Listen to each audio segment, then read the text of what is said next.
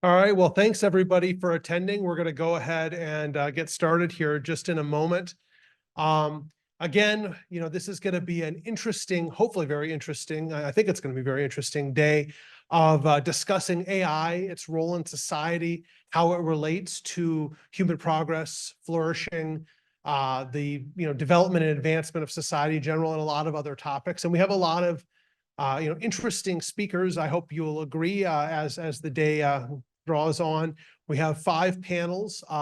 If you haven't had a chance to look at the list of panels, they are up on the Chali event website as well, ndsu.edu/Chali Institute, and then just click on events, particularly for those attending remotely or for those that want to look at it on your phone or computer here in the room. That's got a complete list of today's schedule. We have, again, what I think will be some exciting panelists here. And again, really hope everybody agrees as we get further into the day. This is a really interesting time for AI. It's a really interesting time for society. And I think perhaps most interestingly of all, the fact is the matter is that these two things are highly intersecting right now, right? I mean, the future of our society, the future of human advancement, the future of human progress is, at this point, somewhat directly linked to AI. Now, we have some people that think that that means that we should be very, very concerned that AI-powered robots or something going to be marching down Main Street, and that humanity's in for a tough time for a little bit. Others, on the other hand, think that we're going to be entering a period of prosperity and advancement. And of course, there's a lot of room in between these two ends of the spectrum. And that's a lot of what we're going to be discussing today. So we're going to be talking about how AI can help or maybe hinder in certain areas related to professions, how it impacts education. And again, lots of other areas, looking at, the regulation of AI, looking at the implications of AI from a societal perspective, and then wrapping it all up at the end with a discussion of AI's impact on human flourishing. And for those that are checking the list of schedule or sessions that I just told you about, those are not in order, by the way. So please refer to the list, not the order that I mentioned them in. Our first panel is going to focus on AI in education, and we'll be bringing our panelists and our moderator up here in just a minute for that. But again, this is a very interesting time. And one of the things that I really like about this format that we're going to be using today, which is entirely panels. We don't have any speakers. We're going to have them up here just talking for 50 minutes. Probably, if we do this right, my opening will be the longest kind of continuous presentation. But again, we want to have a lot of questions. So as you're thinking or as you're listening, please think through what you would like to ask the panelists. As I've been describing this event to people, my ideal hope is that we have the panelists each introduce, or have the moderator introduce the panelists, give the panelists a moment to talk a little bit about themselves, their interests, and then the moderator will kick it off with a question. But my hope is from that point on, the rest of the questions come from the audience, either here in the room or online. Here in the room, we'll have the ability to get mics out to people to get those questions. And online, we have the ability for people to send questions via chat that we will read off and ask the panel to respond to. So without further ado, our first panel will be related to AI in education. I would ask our moderator and our panelists to go ahead and head up here as I read the bio of our moderator, and then our moderator will introduce the panelists. So again, if you're on the first panel, please head up. Our moderator for this first panel on AI in education is Dominic Roche-Grace. He's a graduate student at North Dakota State University, specializing in computer science. His research delves into artificial intelligence, technology, and policy, with a special focus on natural language understanding, the scientific applications of AI, and their ethical implications. He's contributed to academic literature through publications in reputable journals, and conferences including IEEE, TIS, FICC, and SPIE, covering topics ranging from quantum-enabled grid computing to deep neural network development platforms. Aiming to pave the way in the field of AI, Dominic aspires to become a research scientist dedicated to the development of safe, ethical, and capable artificial general intelligence. So, Dominic, I will let you introduce the rest of your panel, and thanks everybody for joining us. Oh. Golly gee, that bio makes me sound smart, doesn't it? Anyways. All right, so I'm going to go ahead and read off all of the panelists.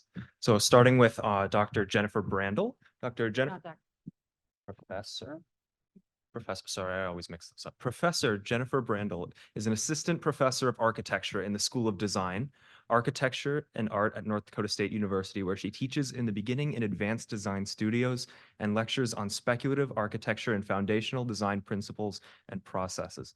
Prior to joining NDSU, she practiced professionally for 15 years with a focus in healthcare architecture. Other topics of research and artistic making in ceramic and drawing include land use, human-nature relationships, regional indigenous architecture, and healing space. Wonderful. So next we have Dr. Todd Pringle. Let me go ahead and pull up the bio. I have a whole list of names and bios that I have to sift through.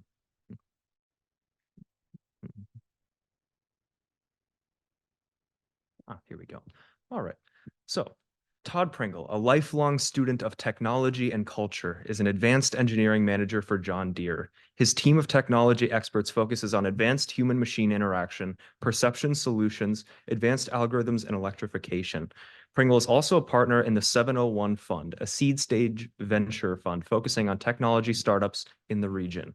He's been the co-founder and CEO of 2 technology startups, successfully developing, patenting, and licensing outdoor products, coatings, and surface distinction technology.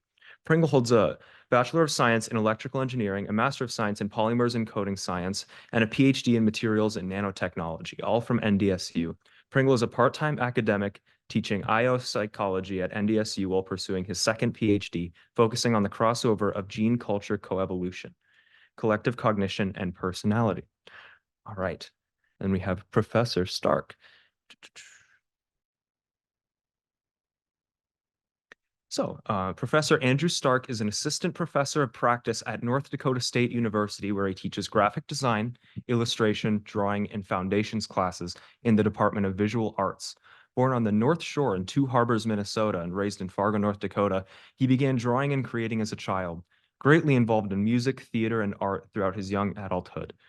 Andrew continued his passion for the arts with post-secondary education. He earned his BFA in 2003 from Minnesota State University Moorhead, and his MFA with an emphasis in painting from the University of North Dakota in 2009.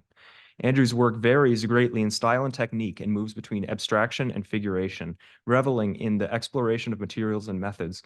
His work has investigated a wide range of conceptual concerns, including reinterpretation of the modernist sublime, impermanence and transcendence, and the human condition as it relates to the landscape and environment. Wonderful. So those are our panelists. So as Professor Straub had mentioned, now is the time for each of our panelists to go through and talk a little bit about themselves. Let's go ahead in line here, start with Dr. Pringle. Sure. Thank you for inviting me for this. You heard my bio. From an AI perspective, I am, along with everybody else, just doing my best to keep up because it's moving so fast. AI used to be the thing that was always in the future. And every time we had an enabling technology that let us do, say, text to speech or speech to text or recognizing a cat, and then creating a cat, all those things were no longer called AI as they became regular things that are just part of our world. But something happened with ChatGPT. It was enough of a stepwise change. It was definitely a moment where everybody kind of went, whoa, that's way more than I thought. And so an interesting thing happened with the zeitgeist, which is AI is here. AI has been creeping along for decades. And think of Google, think of just knowing where you're at all times, being connected at all times. Automatic closed captioning, all sorts of things. If you just go a few years before those things came on board, we thought, oh, that's AI, that's the future. But boy, AI is definitely here right now. And then I do not and am not an expert in this space. Like everybody, I'm trying to keep out. Twitter is a great place if you pick the right people. X. And every day I spend a lot of time both on the what's happening in large language models and what's happening in graphics, and it's just astounding. So don't know if that's what the intro you wanted, but that's where my mind went. I mean, that's perfect. Testing, okay. As a practicing architect now, academic, I'm still quite tied to the professional field. So when my interest in AI is really about how we use technology as tools to advance our profession. And then, of course, as an academic, I teach people to be prepared for that. And as in a creative field, one of the big concerns is how do we protect our intellectual property and our expertise? Because legally I'm bound to certain factors in the built environment. And those really can't yet be replicated by AI. So there's sort of the health and life safety of architecture, and then there's also the creative side and how we express our humanity. So delving between those two, I think, you know, one, protecting our intellectual property and creativity, but two, how is it going to change how we practice and our processes, and how we relate to each other is some of the big concerns I see. What are we sort of willing to give up? And what do we still hold on to, I think, in the creative process to express our own creativity and humanity for each other is some of the big concerns I have about what we hand over in the creative realm. Yeah, as a as a practicing graphic designer and illustrator, and also having a foot in traditional art methods, coming from a painting background, coming from a drawing background, where all of the processes that I have used throughout my entire creative life have been very very material.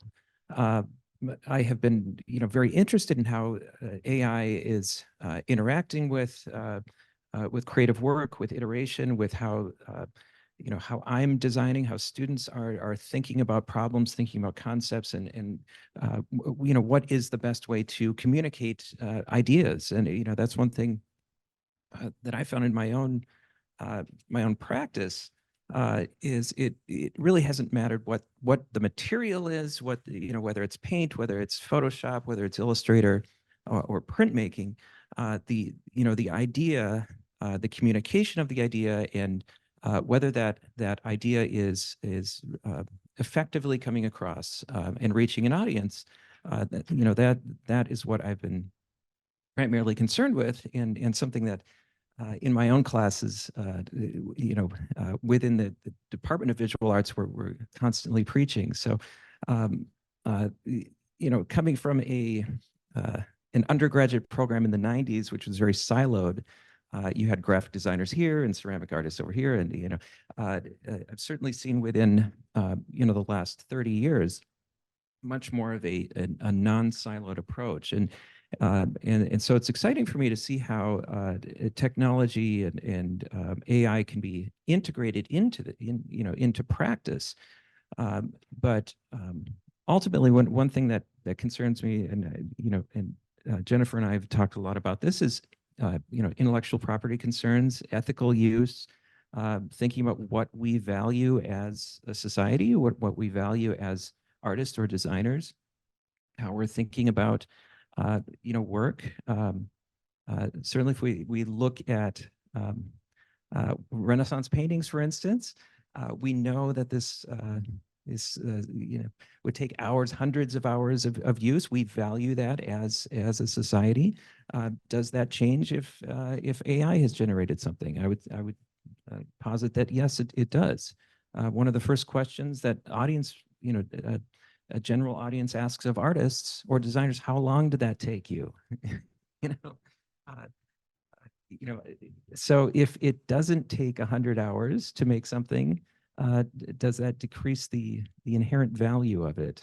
If it wasn't created by a human, does that, beyond speeding up the process, which so much of AI has been about, with this influx and this tornado of AI everywhere, beyond, yes, it speeds up my process, but is it good? Does it make it better? So. Absolutely. Okay. That's interesting. The idea of like being faster. And, you know, in architecture, we drew drawings for hundreds, thousands of years, sort of, up until about the mid 20th century. And then we maybe started drawing with computers, and we thought, as an industry that, well, this is a skill change. One, we have to teach that. And two, we're just not going to need so many people to think about making architecture happen, or defining the built environment in any given way.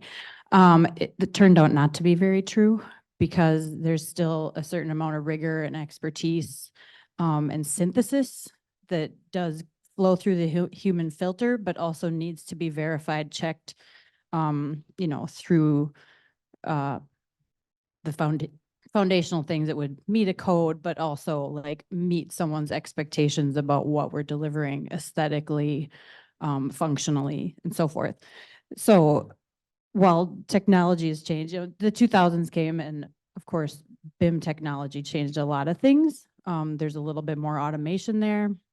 But there's still the specificity of the jobs we do are so unique that the human eye and hand and response to the problem still elicits a high degree of interaction. And technology has just allowed us to do a few different things differently. Like potentially we can have more one-on-one time with a client, a student, so forth, to really sort of solve problems in innovative and interesting ways that the technology can help us then communicate.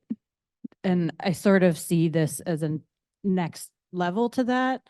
I think a lot of people are worried. I know people, even just the other day, a student came in and her, you know, to tour our department, and her parents were obviously concerned that AI would sort of take the profession out. Like, why would my child get this education if it's not necessary?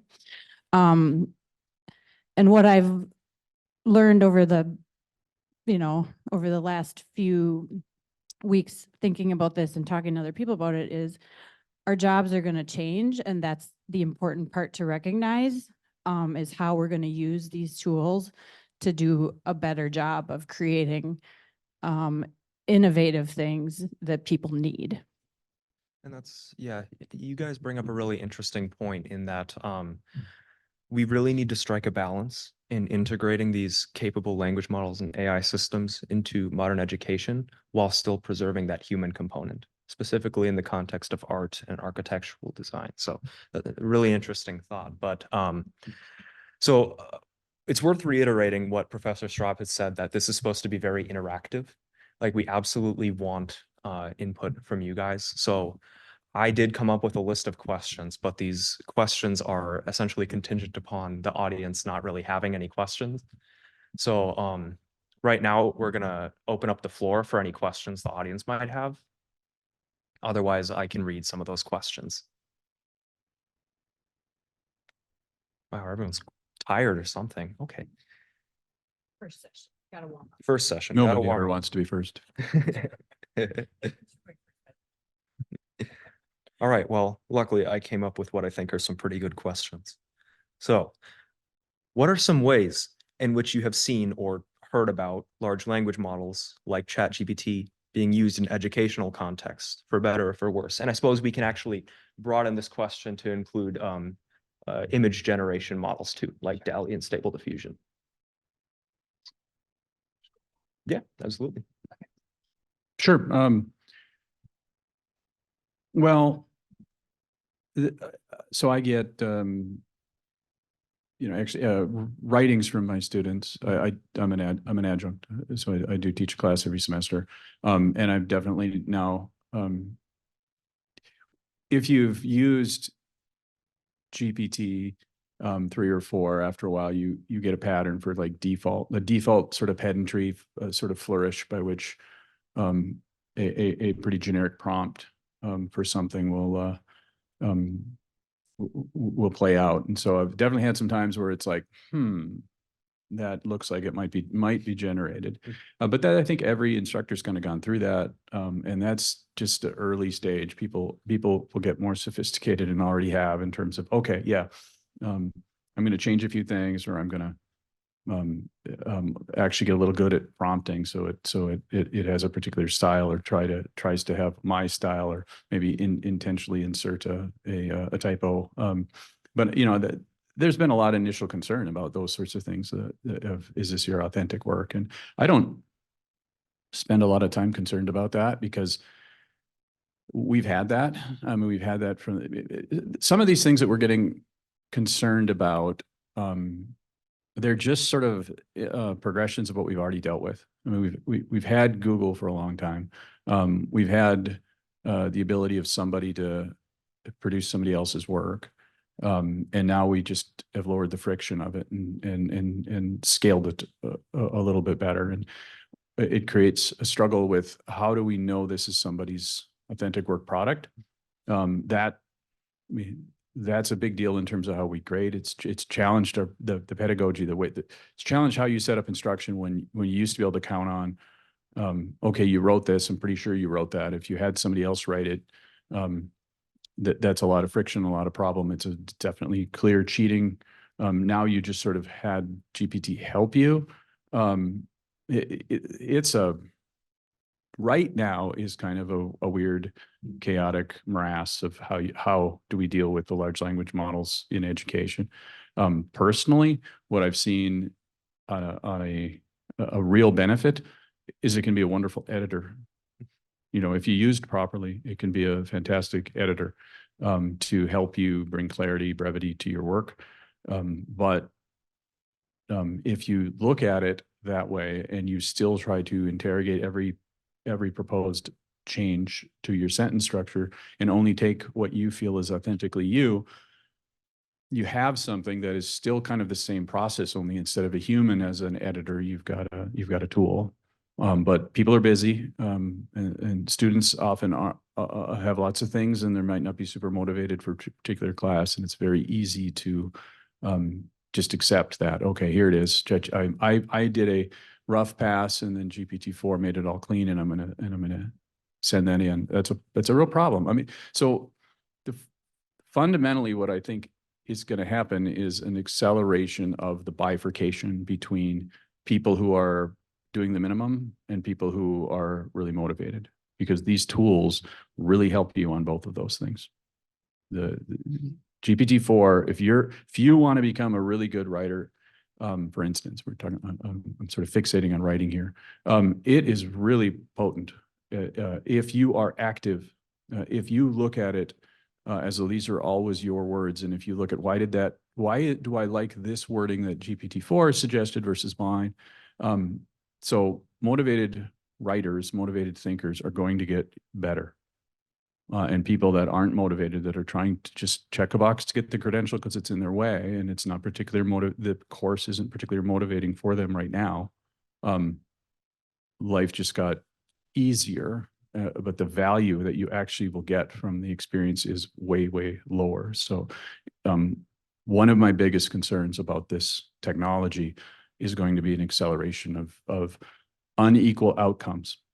The really good news is I would argue that the acceleration of those unequal outcomes will not be, it's almost orthogonal to sort of structural things, which is to say, if you don't have a lot of resources, you know, if you come from an impoverished background, because if you're motivated, you now have a much better tool to actually help you move forward in life. There's correlation between those structural issues and what is your motivation towards learning, for sure.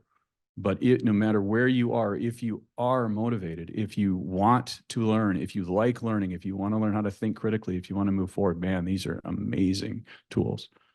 But if you don't look at it that way, and you look at it as, oh, I got to get through this, it will make you less effective, less critical thinking, and that's my biggest from an inequality standpoint. Now I'm kind of rambling. Yeah, that's definitely one of the things I've noticed, is that sense of like polarity.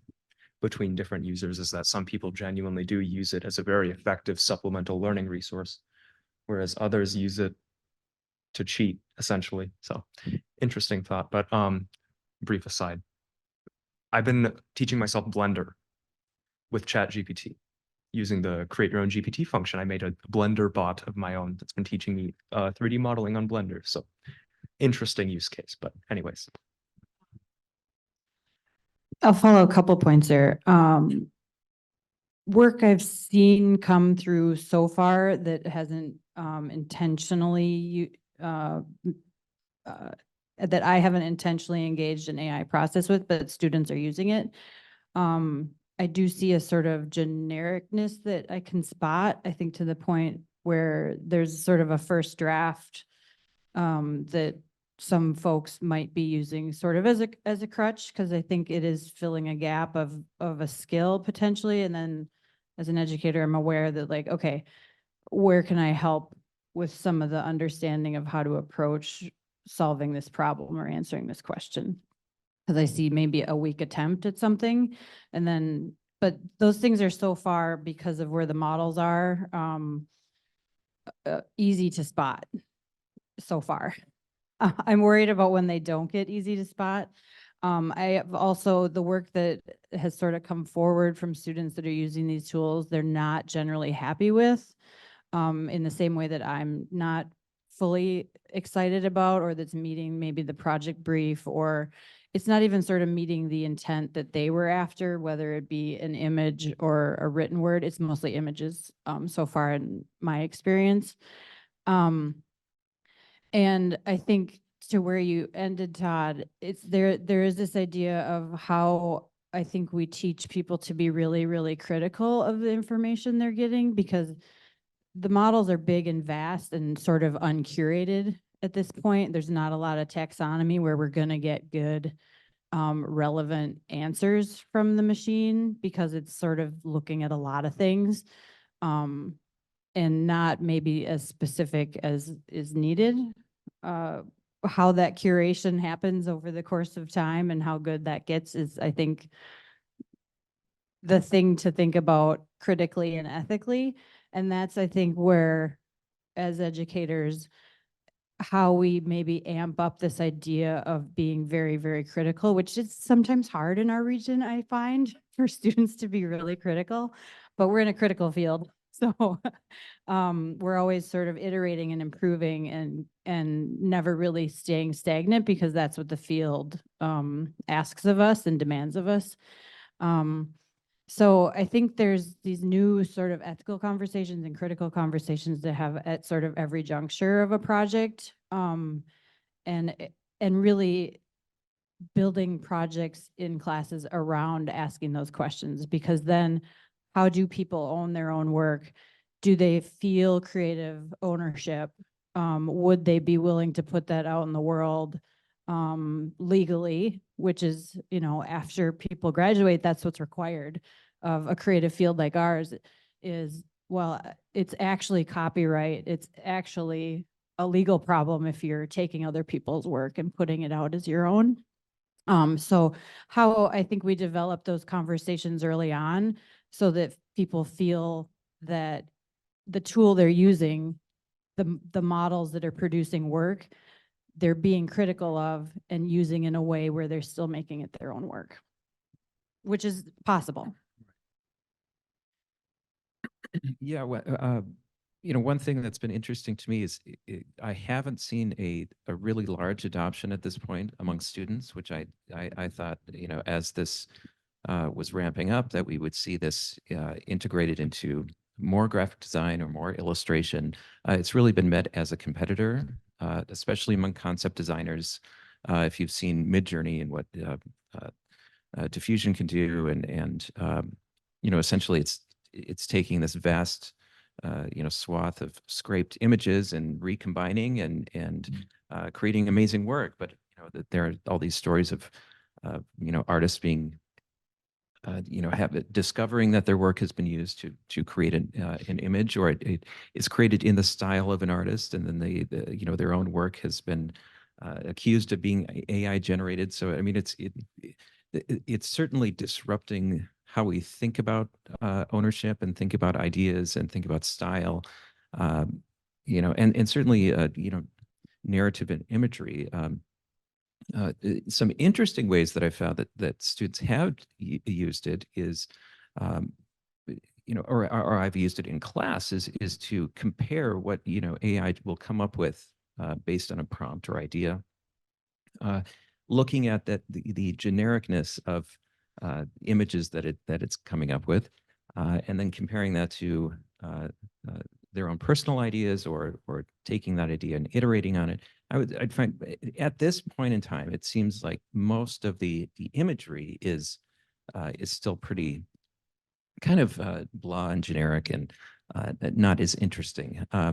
Now with Adobe, which is the industry standard for design and illustration and web design, there was this huge push at the latest Adobe Max conference, the biggest in 10 years, where they have integrated AI into every single program. The push with that whole entire conference was, how can we make designers faster? How can we, it was all about speed, speed, speed. Look how amazing this is. Look how easy, there was no discussion about, is what this is, spitting out, is it any good? Is it, and using some of the generate tools, if you type in windmill, you'll get some, it's clip art essentially. So now you can go in and edit that, but if you're working with a very specific designer or a specific client with specific client needs, that's where it's not there yet. So there's good and bad design. That you see signage, typography. You see signage certainly from a graphic design perspective and logo, where you can tell that the owner has asked their 12-year-old to design the signage, and that's what is out there. And and you look at really good design and long-lasting design and design that impacts. We think of any trademark symbols, think of all the the big ones that are known universally with image and icon, with Starbucks, McDonald's. You can just go down the list. There was a specific client need there that had to go through many iterations. That is one of the really powerful things about AI, is you can generate 6 billion iterations on something. I was much more interested in how that can be a springboard. But I think with any new technology, you're always losing something. There's lost institutional knowledge or lost knowledge, whether it's the printing press, just go down the list, of technologies that have replaced previous cutting edge technologies. There's always something that's lost. I look at letterpress, for instance, which was the go-to mass media production technology for print. That now has really it's become a niche within boutique or graphic designers. We as a society will pay more for that service. Before it was completely homogenous and it was generic. Now it has become a fine art in and of itself. So, with 10 years, I feel a bit like a dinosaur bemoaning the good old days, and the mammals have taken over. But there is a sense here for me that this is changing so rapidly that even within 5 years, will these questions that we have be relevant to any of the new generation? I think of my own kids, 7 and 10, and they're using AI apps. They're not as powerful as ChatGPT, but that will make an image look like an anime character, and it's just completely accepted. There is no questioning about the use. So any of us coming from the old school, where we value iteration, we value idea generation, those may not be relevant questions in the future, unfortunately. But no, and that's one of the best case scenarios, I think, is being able to bridge the gap between people that aren't so artistically inclined, like myself, with art, while also preserving the true value of truly human content. So that's a really interesting thought to consider. So really interesting points. Did anyone work up the courage to ask a question yet? Patrick. Yeah, I was wondering, seems like in education, what's the fundamental question? Is education producing human beings, students who have mastery, or is it about training people to facilitate a certain level of product? And it seems that AI can be configured to help either way, but I think perhaps we should be clear about which.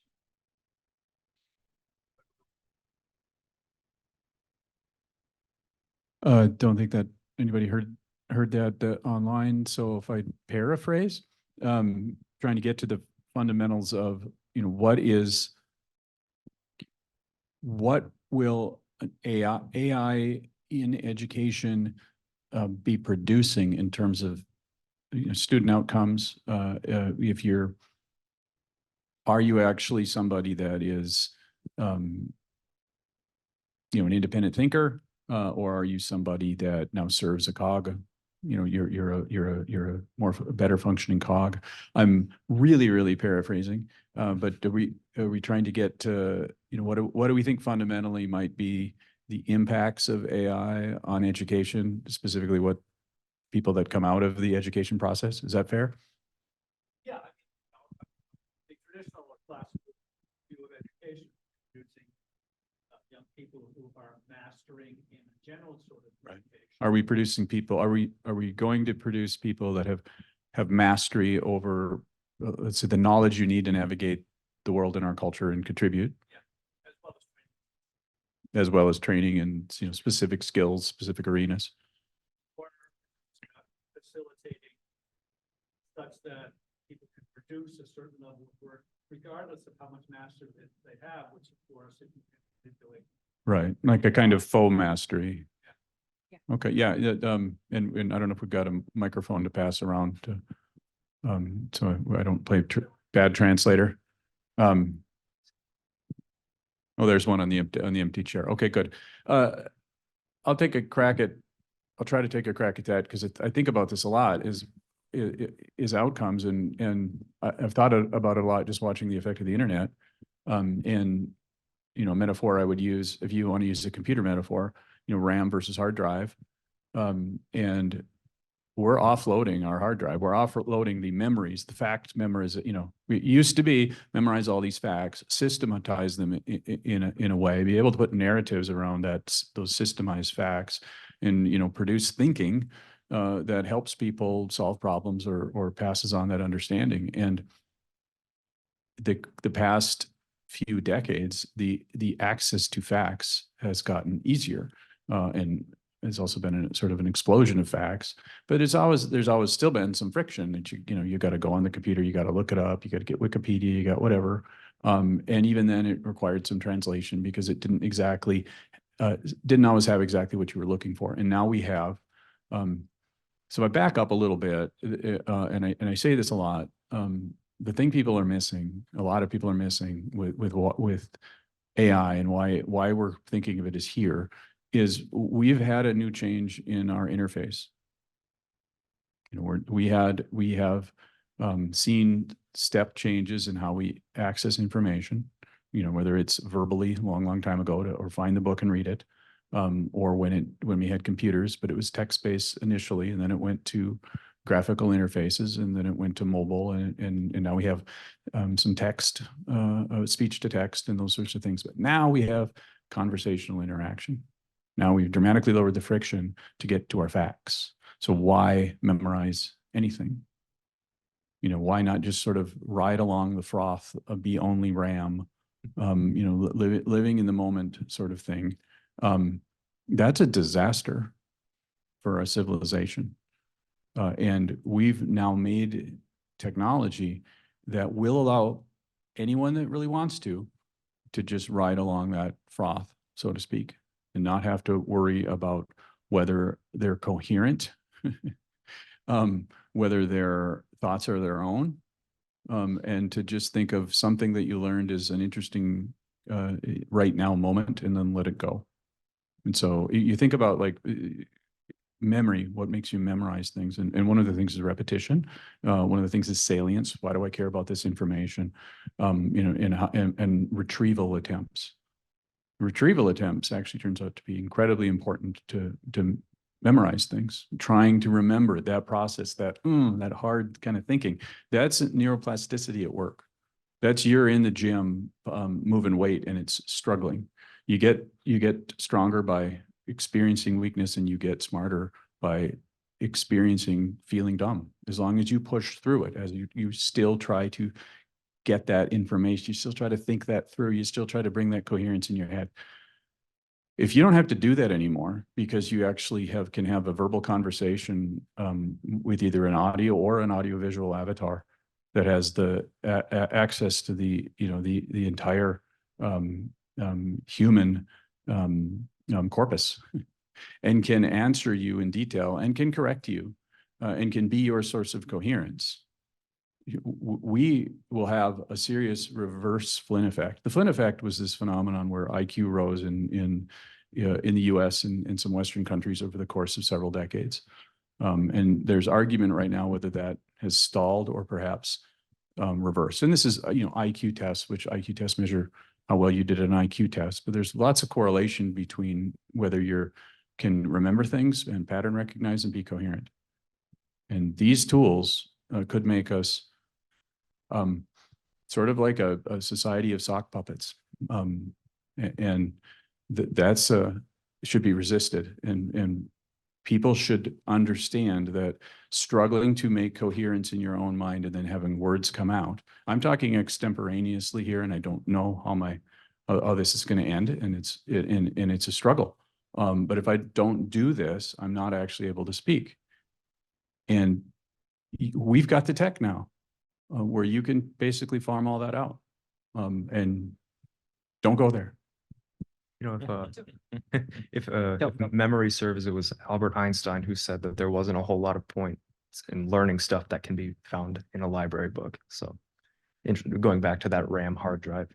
Yeah, except for if you don't put any information, then what is happening in your head implicitly? Well, you need information to create more information. So, Yeah. so I'm really sorry. I think we're actually all out of time.